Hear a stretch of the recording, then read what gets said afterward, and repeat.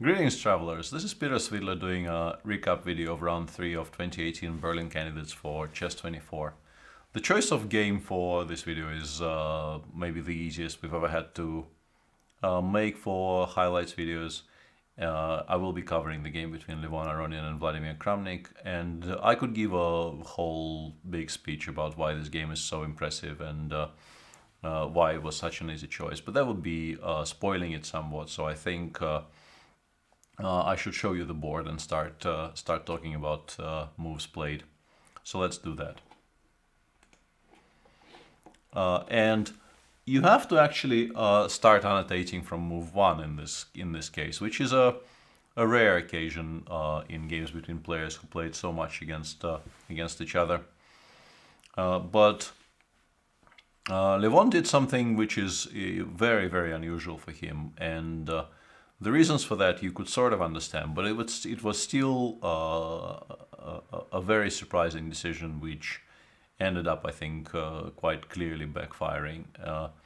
And as you can see from the arrows drawn on the board, these are the 3 moves which Levon has been making with great success over the majority of his career. But for the game against Kramnik in round 3, he chose to go 1e4, which is not a move he plays often at all. I'm sure, you know, for someone with as illustrious a career as Levon has, I'm sure you can find games where he played 1e4, and people in chat were quick to point out that he played e4 in his show match against Kramnik in Zurich one year. The match was organized by Oleg Skvortsov, but those games, any game between Aronian and Kramnik should be taken somewhat seriously, obviously, but a game in a candidates tournament and a game played in what was, by most definitions, a friendly in Zurich is very, very different. And the explanation for this decision, as we were discussing with Jan live on air, can be found in the fact that Kramnik does have a very, very stable repertoire against 1e4, and you can be more or less assured of getting this position with white against him, which is what Levon did get. And he didn't go for the Berlin proper. He played d3 instead. Bishop c5 is also something that Kramnik more or less always does here. And although Levon doesn't really have very much experience of these things from the white side, he did play this position many a time with black, so it's not as if he had no idea about what he was doing. But some of his next choices were very, very questionable and very surprising to my eyes. Bishop takes e6 is not the main move in this position by any stretch, but it's a very, very well-known option here. Other options for white here include, of course, castling and playing c3. Bishop c6, dc6. The most topical way of treating this position these days involves playing knight bd2, followed by knight c4, and then white generally aims these days to castle long. All these arrows are trying to illustrate this plan. The queen goes to e2, the bishop goes to d2 either immediately or after playing bishop g5 and trying to force black to play f7, f6. After something like, let's say, castles, knight c4, knight d7, you go queen e2, black plays, let's say, rook e8, and you can play bishop g5 here, prompt f6, go back to d2, and then your plan would be to castle long and then go g4, g5, try to open some files on the king side. So this is the topical way of treating this structure. Instead of which, Levon played castles, to which the normal reply is knight d7, but queen e7 is, of course, not unheard of. It's a perfectly normal move. And then Levon quite quickly played h2, h3, and we didn't really have enough time to start wondering where this was going, because Kramnik's reply came almost immediately. But if Vladimir actually thought here for a while, I'm pretty sure I would start asking Jan, or Jan would start asking me why Levon was doing this, because it is a reasonably well-known maxim in all types of open games, including Italian, and it also holds true here, that you don't really want to castle kingside and then play h3 until black castled kingside himself. for reasons which will become painfully obvious straight away after black's reply. Even h7, h6 here with the same ideas looks very, very sensible. But the move that Kramnik played here, rook g8, immediately illustrates the reasoning for postponing, in particular, the move h2, h3. The appearance of the pawn on h3 gives black a very useful hook for the g5, g4 ideas. And already here, you start feeling that black will be the one making all the running in this game, because g5 is a very, very direct idea, which will force some unfortunate reactions from white. And Kramnik, I believe, during his press conference said that he's been sitting on this idea for ages, 2+ years, I believe he said, and he never expected to catch a fish as big as this in a tournament as big as this. And in particular, I think it was a very pleasant surprise for him to get this against Aronian, who really doesn't have very much experience playing e4 from the white side. And it's good on a number of counts to have this position against him with black, because A, he's an immensely strong player, and this is an immensely important tournament, and it's a very, very useful idea for black. And B, he probably won't be reacting to this as well as some of the other potential candidates for Kramnik to get this on the board against somebody like Anand or people who have more experience on the white side of the anti-Berlin.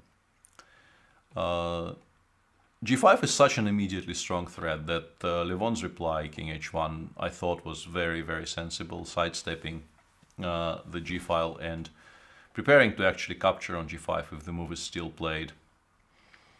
And here Vladimir started thinking, because he clearly did not expect to get this position today, and he needed to remember what his analysis said. And the move he played, knight h5, is kind of fanciful. It sort of stops bishop e3, because obviously if you play bishop e3 here, black just wins an exchange straight away.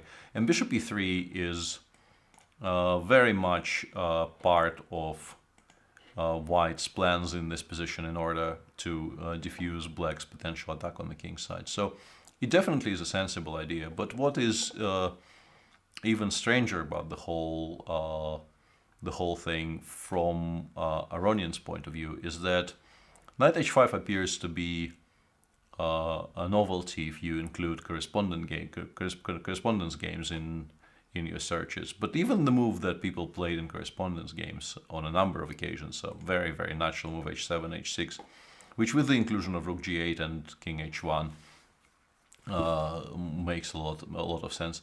Even this move gives black a very, very comfortable game. So it is very unclear to me exactly what Levon was trying to achieve by this move order. And my feeling is he just didn't really consider queen e7 very seriously. And not having very much experience with these structures, after queen e7, he just made an autopilot move here with h3. You can still go knight d2 here. You can go, well, you can make more or less any move here. Just don't play h3, and your situation on the king side will not be anywhere near as alarming as it was in the game. Anyway, back to the game. King h1, knight h5.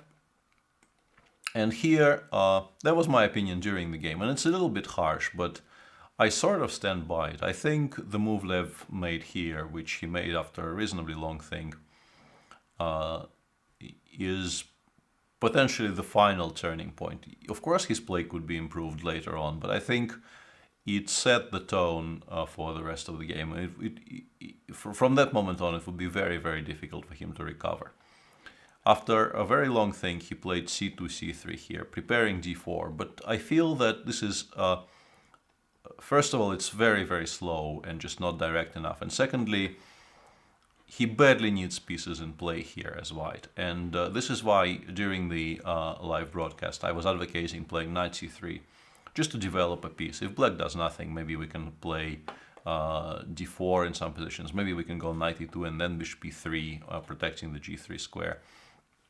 But mainly we're waiting for black to make a move, and the move black most wants to make as was in the game, is the move g7, g5. And now you can do the same thing that white did in the game. Knight takes e5, to which black will reply with g4. White will play d4. Of course, you cannot take on g4 here because queen h4 and knight g3 leads to immediate mate on h1. This is a very, very simple tactic, but a very instructive tactic to constantly watch out for in these types of structures. So white goes d4, and if g takes h3, you can play both g4 and g3. Both moves are quite strong, but g4 is probably even stronger than the conservative g3. So black goes bishop d6 after g4, and white plays g3. And this is exactly the same position that they got in the game, with the difference being white has a knight on c3 instead of a pawn. And I think it's immediately optically obvious that this is much stronger and a much better chance for white than what Levon got in the game, because one more piece is developed. The pawn on e4 is already protected, which will be relevant in some positions. And white is therefore much closer to stabilization compared to the game. Black still has a very comfortable position after winning the pawn back, of course, and black is pushing for advantage here. But you go h4, then you go bishop e3, you play queen e2, and this is a very workable proposition here for white, I think, to equalize with accurate play. So c3 I really disliked live during the game, and I think I was correct on that subject. Obviously, it's a lot easier for me. The pressure is not on me to make decisions in this position, having been surprised by rook g8. But I was very very critical of that decision, and I felt that this is where the game went sort of more completely off the rails for Levon.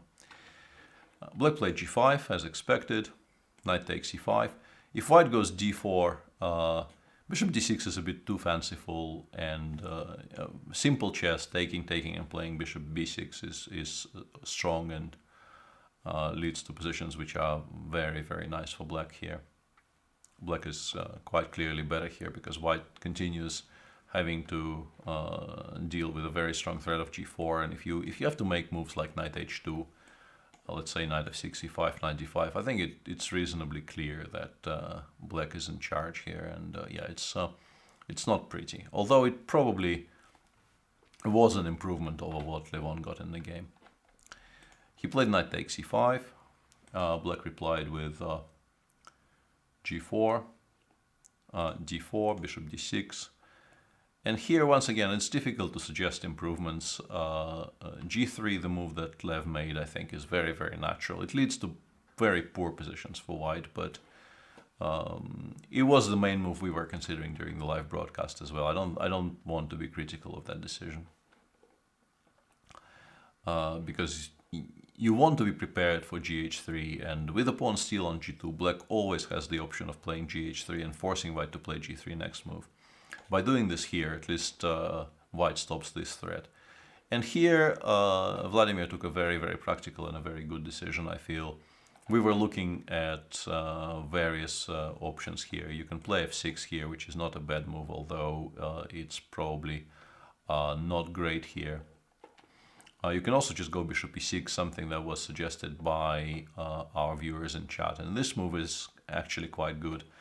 Just illustrating yet again for white just how few productive ideas he has on the king side, despite being a pawn up and the pawn on g4 optically seeming as if it's hanging. Black just wants to castle long the next move, and then he will decide what to do in the center and on the king side. But Vladimir's decision is also very strong, just taking on e5 twice. The pawn on e4 is hanging. In some cases, gh3 will be quite strong, so queen d4 is an understandable decision by Levon here. And I really liked the fact that Vladimir played queen e7 here. Black is definitely better after queen takes d4, c takes d4, and in this position both f5 is quite good, and g takes h3 is also very decent for black. But queen e7 is an indication that Vladimir wants more.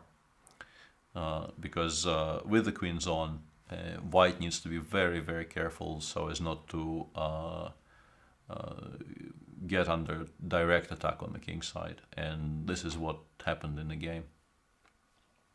Knight takes g3, on the other hand, a move which appears very attractive at first glance, doesn't quite work after h3, queen g3, queen e3, and after queen h4. It's important that white has queen h6 here, but he is just much better after it, and in general after queen e3 already, white is the side playing for advantage. After queen e7, Levon quite understandably played h4. You want to stabilize a little bit on the king side. You don't want to calculate gh3 at every turn. But objectively, it was probably better to play something like bishop e3 to try and get some development in while you still can. And also make playing c6, c5 a little bit more difficult for black. Black is still obviously much better though. After gh3, black is better, and still playing c5 is a very viable alternative here. Queen c4 and now some kind of a move, maybe b6, maybe bishop b6. Many options exist here for black to get a very pleasant position. But objectively this was probably a better try than h4, because after h4, c5, white's position becomes very, very awkward. It's very difficult to find good squares for the queen. And Vladimir in his post-game press conference suggested that maybe the best try for white was to play queen d3 here, bishop d7, and play c3, c4, trying to develop the knight to c3 and try to get it to d5. But even this position after something like rook ge8 is very, very unpleasant for white. The pawn on e4 is weak. The king is still very, very vulnerable, and if at any point at all in the game the long diagonal becomes open, the weakness of the white squares on the king side will be a very, very telling factor here. But once again, by this point, white is looking for the best of the bad options, and this probably was it. Queen e3 instead runs into b6, and this is really not very enjoyable for white at all. You can still try going for the... No, this is losing, but I mean you can still try going for the same plan with c4, bishop b7, knight c3, and long castles, but the same remains true. The structure is incredibly compromised. The pawn on e4 is weak because it can never be supported by f2, f3. The king is much weaker than its black counterpart on c8. White is in a tremendous amount of trouble here. Objectively, probably should lose. But Lev lost this position more or less in 3 moves, which was, strictly speaking, unnecessary.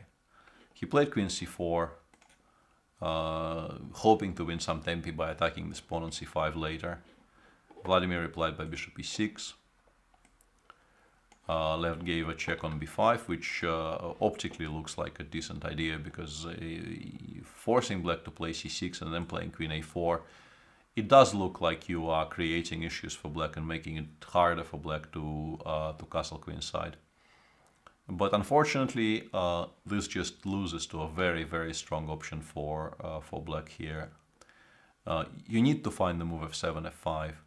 But if you do find it, and Vladimir was on excellent form that day, and it was always very likely that he will find it, white's position just collapses here. It looks completely disjointed, and also for purely tactical reasons, it's impossible for white to stop f5, f4, and once this pawn reaches f4, the entire edifice on the king side is about to collapse, and yeah, this position is now indefensible.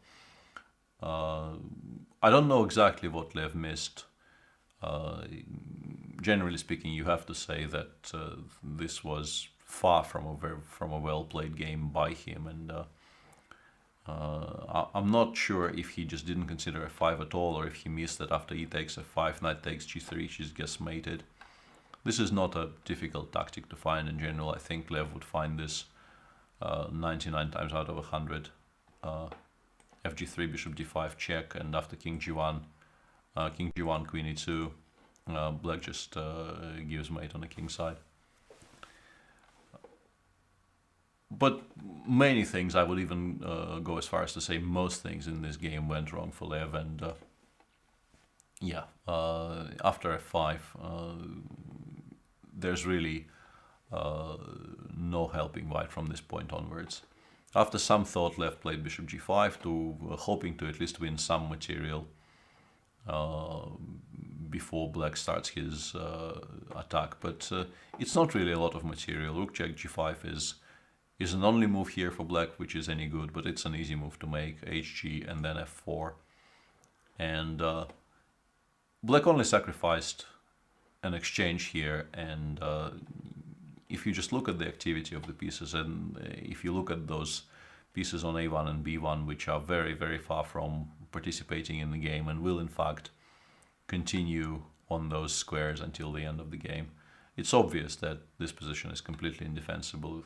I can show you some lines, like after knight d2, black can, for instance, take on g5, and then take on g3. The knight on d2 will now be hanging, so most sensible moves will win for black from this position. You don't really even need to be particularly choosy. And king g1, queen takes g5 is a very, very similar picture. White just doesn't have enough defenders on the king side to protect his king and defend against the mating attack, which will develop very, very naturally. After f4, left tried to at least bring the queen back into the game by playing queen g1. The point being that after queen g5, at least white will have one active piece to make with queen d6. Not that it helps very much, to be honest, but at least you would attack a piece somewhere. Vladimir played rook d8, queen c1, fg3. Once again, most moves here win for black, so it's very much a matter of taste. Knight a3. I lied about the knight staying on b1 for the entire game, but it's not really doing very much better on a3 either. Rook g3 is probably the best move in the position, but f takes g2, sorry, g takes f2 followed by g3 would win very, very easily as well. It's, as I said, it's very difficult to find moves here for black that don't win. But rook d3, in particular in connection with the reply to rook d1, which is what left played, is by far the most aesthetically pleasing way to conclude the game. And Vladimir did mention in his press conference that by this point he was just enjoying looking at his position more than anything else, and he really wanted to finish it off as nicely and as aesthetically